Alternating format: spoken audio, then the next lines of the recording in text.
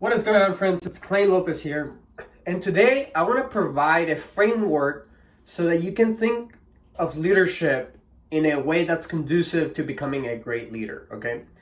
But before we do that, I want to tell you that to please share this video or this channel with a friend, okay?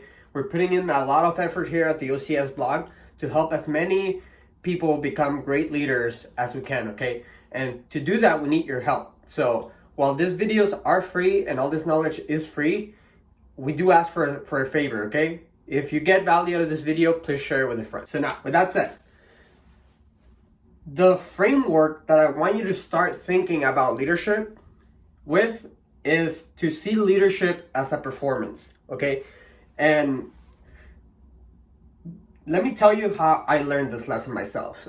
So I've always had some interest in the performing arts, okay? So I've acted before, I've directed before, and in some of my acting classes, sometimes there were roles that I didn't necessarily feel comfortable with, okay? And they were hard. They were hard for me to adopt like a certain role, for example, of like an actor being a victim, right? If the character was a victim in the movie, it was hard for me to perform that just because I don't have that type of mindset. And one of the key principles that my acting coach taught me is that, look, this is a performance, okay? You don't necessarily have to feel like the character does. You just have to perform like he would, like you would if you felt that way, right? And that was the first piece of it. The second piece of it came when I read this book, which I have right here, called About Face by David Hackworth, right? And in one scene of the book, he talks about leadership being an act of showmanship, okay?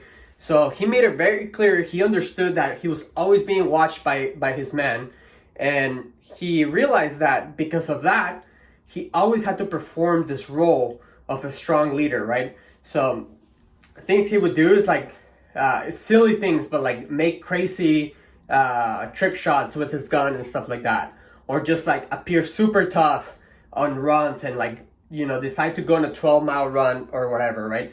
So constantly he was trying to show showmanship the role of a leader.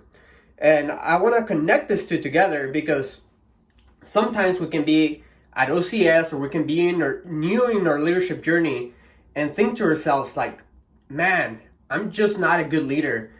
And we can feel that way, right? And what I want you to understand is that you do not have to be a quote a good leader in order for you to perform the role of a good leader. Meaning if you have no leadership experience, you don't necessarily have to say to yourself like, man, I'm not a good leader, okay? Because if you go to OCS with that mindset that you're not a good leader, guess what? You're not going to be a good leader.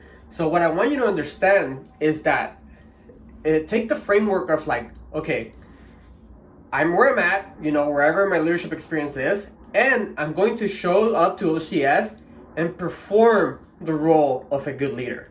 Okay, so that's our strategy for today. How can we show up and perform the role of a good leader? So what does that mean?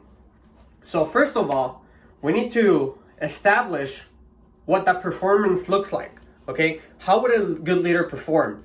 And this is something that we touched briefly on the last video, the information diet, okay? But first of all, the tactics is that you need to engage yourself in the information diet. So the first thing I want you to do is look for people around you that in your eyes are great leaders, right? And surround yourself among them. Take notes on what they do good. Why do you feel like they're a good leader, okay? And those traits that you start identifying, those are the traits that you're going to replicate later, okay?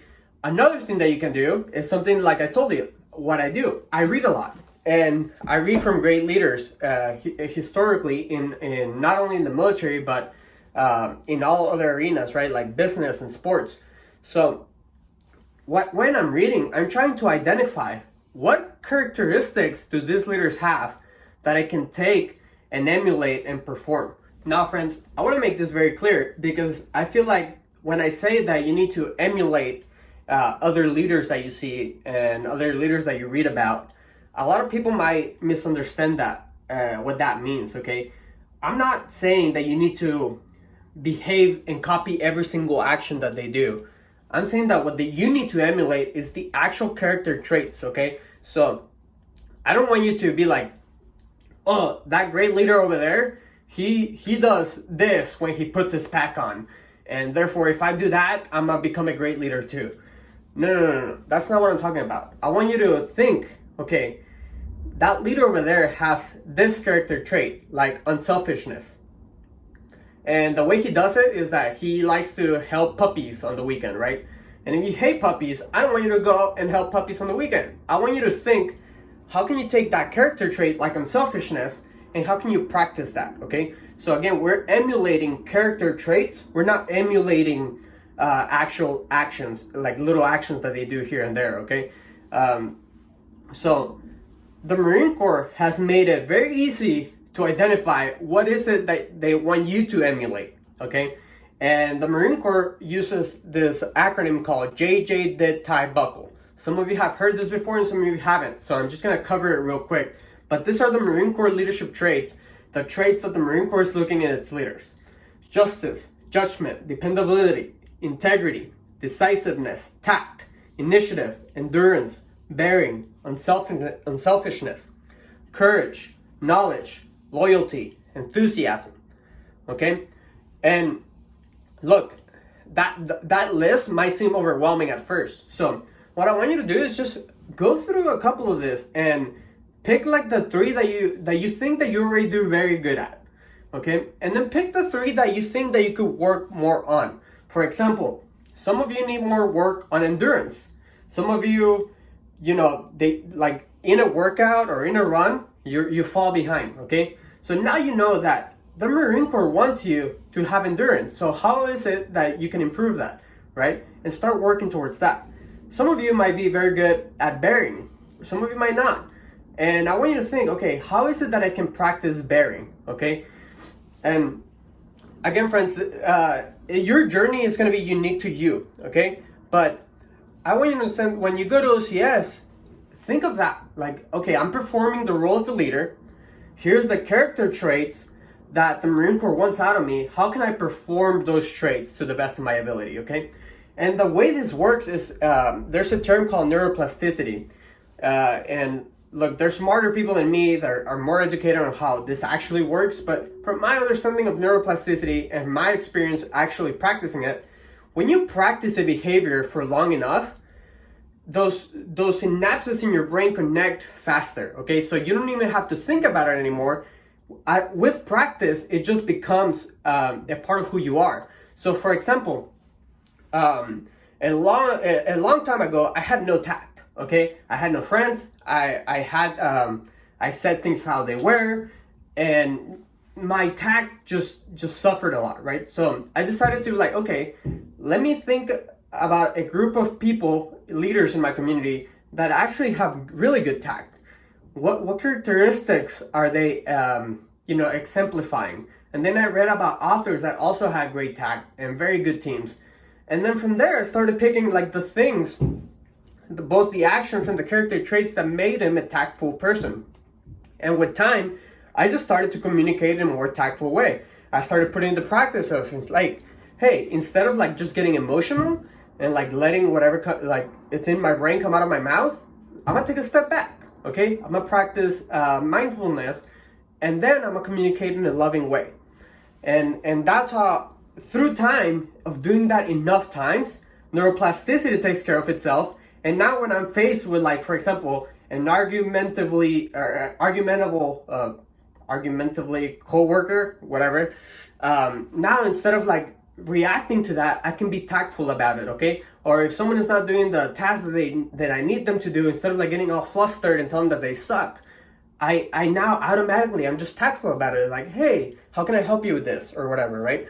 So again, friends, just to summarize this, just think of leadership as a performance, okay? There's certain characteristics that great leaders display, okay?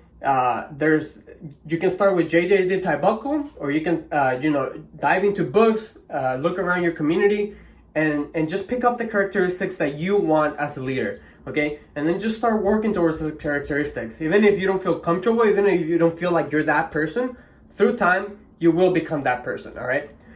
So if you got value out of this video, I need you to do me a favor, okay? Go check out OCS Leadership Secrets.